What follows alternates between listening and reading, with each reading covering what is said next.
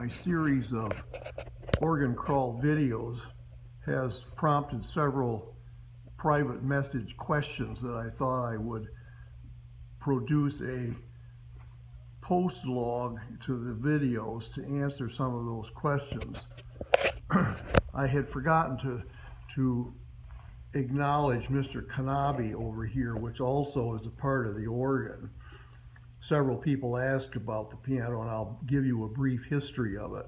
I bought it in 1985 from an estate sale in Cleveland. It is a reproducing grand Kanabe, and it is style A-GE. It's a 5'8" grand with a late A ampical reproducing system. When I bought it, it was all there, but in very rough shape. I had the piano itself rebuilt by a local piano company, Johnson Piano Company. They in turn had the soundboard and bridges replaced by a company up in Grand Ledge, Michigan, Reederer Piano Company. They then reassembled the piano and the all new action parts. And I, in the meantime, had taken out all of the reproducing mechanism and restored that. So when they brought the piano back, I reinstalled the reproducing mechanism. I'll give you a brief look underneath.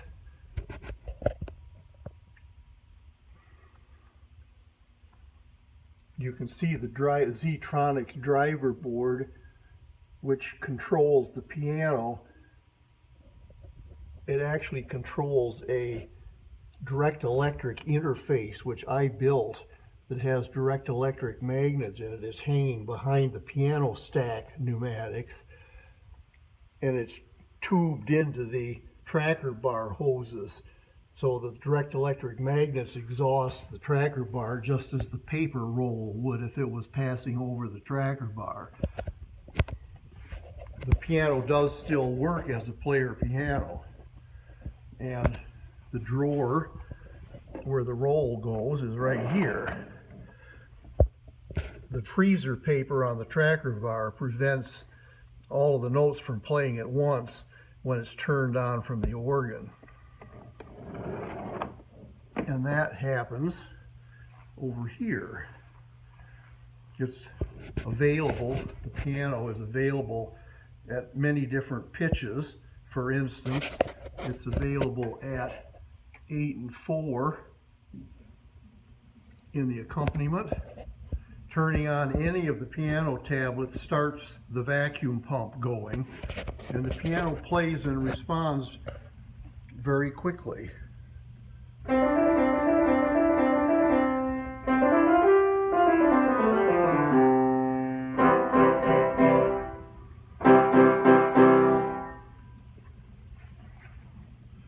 Several people also asked about the absence of the bass drum, Chinese gong, chimes, and a few of the other toys that they didn't see in the chambers.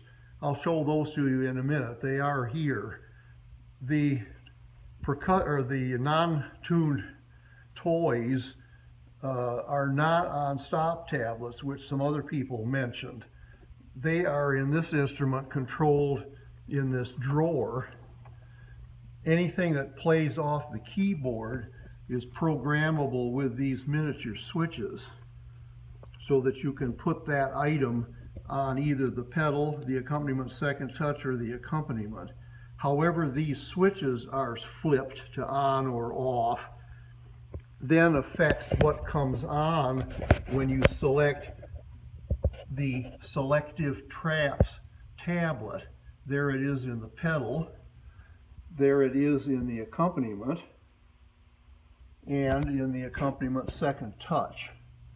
That's how I chose to handle the toys in the instrument. Many of the sound effects are also available on pistons in the drawer, like the siren.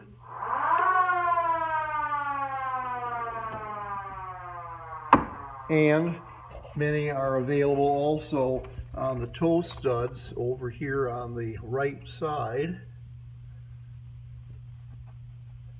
of the pedal board, as well as up here on the knee board.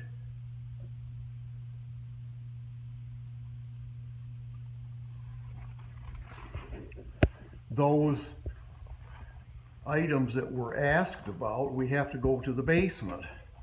I utilize some normally wasted space under a spiral staircase to locate a little grouping of the toys.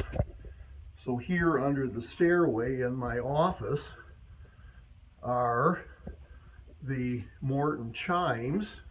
That's a 20-note set.